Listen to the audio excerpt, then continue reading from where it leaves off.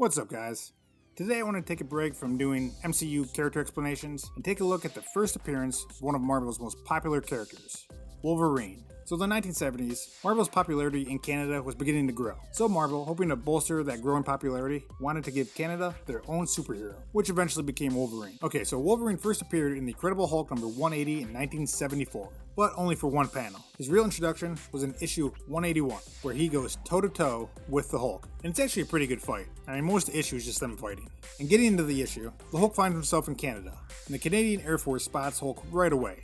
And the last time the Hulk was in Canada, kinda made a scene. So those rude Canadians aren't too excited to see the Hulk knocking down all their maple trees. In fact, Canada was so concerned about the Hulk returning, they actually installed a military base just to detect when the Hulk enters Canadian soil.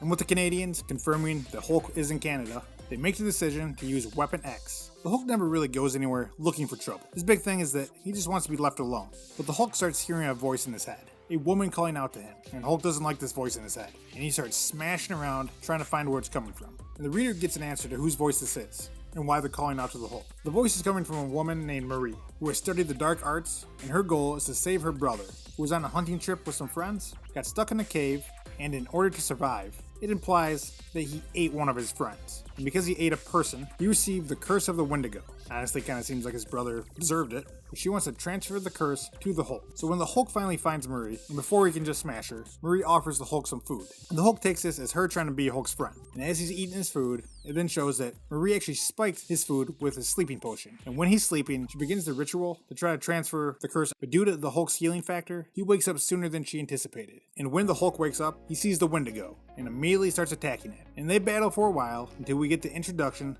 of a new character who joins the fight, Canada's Weapon X, the Wolverine. Marvel really pushes the fact that they've introduced the world's first and greatest Canadian superhero. I'm Canadian. And Wolverine doesn't waste much time. He jumps right onto the Hulk's back and starts working his back over with his claws. However, after he's unable to pierce the Hulk's back, Wolverine then decides to change course and starts attacking the Wendigo. And he jumps off the Hulk, and as Wolverine's jumping around, the Hulk says, "Will you quit jumping around like a little rabbit?" And Wolverine says, "No, not like a rabbit, like a Wolverine." So, in today's comics, Wolverine could probably easily cut through the Hulk's back. He's got adamantium claws, which is the strongest material in the Marvel Universe. But at this point, Marvel hasn't really made a decision on what they really want to do with the Wolverine, other than him being Canadian and a mutant. Initially, they didn't even intend for his claws to be a part of his body. They were just attached to his gloves, which is why in this issue, you always see that his claws are out. And with Wolverine now attacking the Wendigo, he's just stabbing the crap out of him. And Wolverine's sudden change of attack confuses the Hulk. So the Hulk puts it together that since the Wolverine isn't attacking him, but is attacking his enemy, this must mean that the Hulk and Wolverine are now best friends. And the Hulk is happy to have a new friend. Like, way too happy. And Wolverine just kind of goes with it. He's like, "Yeah, sure, we're besties now." Did we just become best friends? Yup! And the Hulk and Wolverine gain up on the Wendigo and start beating the crap out of him.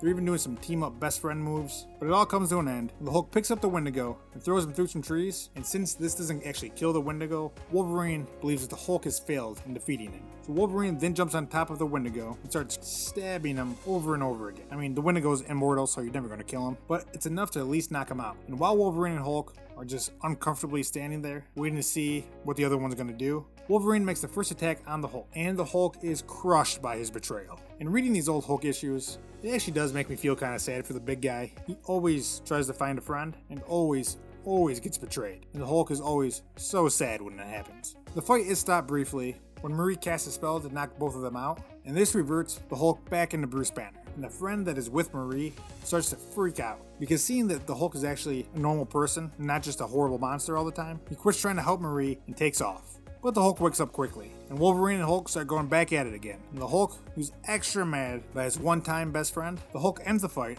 by landing a good enough punch to at least knock Wolverine out. Personally, it seems like if Marvel wanted to introduce a hero Canadians could actually be proud of, probably shouldn't have had him getting knocked out in his first outing, but I guess everything worked out fine for Wolverine. And the issue wraps up pretty quick from here. Hulk hears the woman crying from inside the cave, and it turns out that her friend transferred the curse upon himself to save Marie's brother, because of course he was in love with Marie.